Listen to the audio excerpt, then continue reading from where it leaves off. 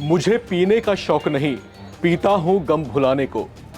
जाम छलकाने वालों के ऐसे ढेरों बहाने हो सकते हैं, जिसके लिए खास तौर से दिल्ली के शौकीन लोगों को पड़ोसी एनसीआर के शहरों से ज्यादा कीमत चुकानी पड़ती है।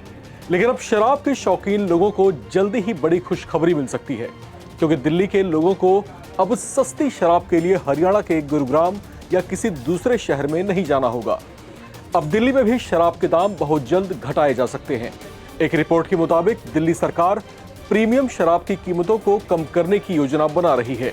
इसका मकसद इन कीमतों को एनसीआर के दूसरे शहरों के बराबर लाना है।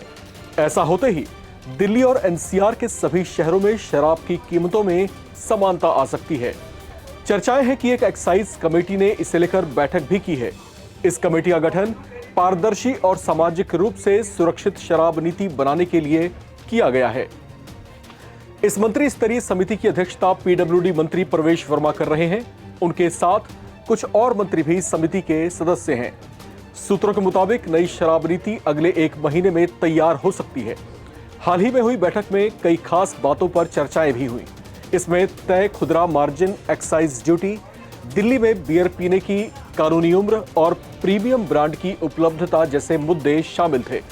भारतीय ब्रांड की शराब की कीमतों में बहुत ज्यादा अंतर नहीं है, लेकिन लोग अक्सर प्रीमियम शराब खरीदने के लिए दिल्ली से सटे गुरुग्राम का रुख किया करते हैं। ऐसा इसलिए है क्योंकि दिल्ली में प्रति बोतल के हिसाब से रिटेल मार्जिन तय होता है, जबकि गुरुग्राम में ऐसा कोई तय रिटेल मार्जिन नहीं है। इससे सिर्फ गुरुग्राम ही नहीं बल्कि पूरे हरियाणा में शराब सस्ती दर पर मिलती है। हरियाणा की शराब नीति दिल्ली से अलग है। वहां के व्यापारियों को कीमतें और छूट तय करने की आजादी होती है। इसकी वजह यह है कि वे लाइसेंस की नीलामी के दौरान बहुत बड़ी रकम चुकाते हैं। ये न्यूनतम आरक्षित मूल्य करीब 20 करोड़ रुपए होता है, जो नीलामी में और भी ज्यादा बढ़ जाती है। इसलिए उन्हें छूट और ऑफर देकर अपनी लागत वसूल करनी पड़ती है। वहीं दिल्ली में इंडियन मेड फॉरेन लिकर पर रिटेल मार्जिन 50 रुपए प्रति बोतल और विदेशी शराब पर 100 रुपए प्रति बोतल तय है। दिल्ली में सरकारी निगम 1000 रुपए से ज्यादा कीमत वाली प्रीमियम इंपोर्टेड शराब नहीं रखते हैं। इसी वजह से ग्राहक प्रीमियम ब्रांड खरीदने के लिए पड़ोसी शहरों खासकर गुरुग्राम और फरीदाबाद जाया करते हैं। सूत्रों के मुताबिक राजधानी दिल्ली में सरकारी दुकानों के साथ साथ निजी शराब की दुकानें फिर से शुरू करने की योजना है। ये व्यवस्था नवंबर 2021 से पहले भी थी। मौजूदा नीति के तहत प्रीमियम ब्रांड उपलब्ध नहीं है, इसके सरकार को राजस्व का नुकसान हो रहा है।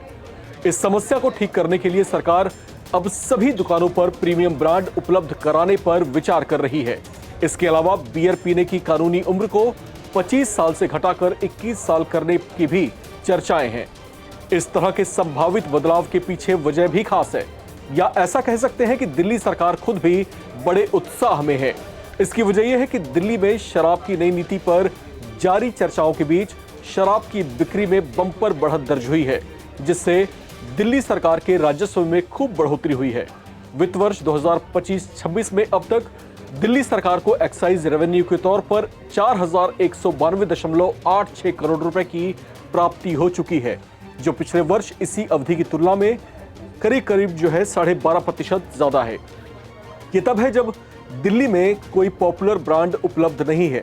अगर पॉपुलर ब्रांड की प्रीमियम बॉटल्स भी उपलब्ध हों तो राजस्व में और बढ़ोतरी हो सकती है। संभावना जताई जा रही है कि नई पॉलिसी के लागू होते ही सरकारी राजस्व में और ज्यादा बढ़त हो सकती है। तो ये तो रही सरकार के फायदे की बात, और जो शराब के शौकीन लोग हैं उनकी भी बहुत जल्दी बम हो सकती है। फिलहाल इस रिपोर्ट में इतना ही। बाकी अपडेट्स के लिए आप बने रहें और देखते रहें नवभारत टाइम्स।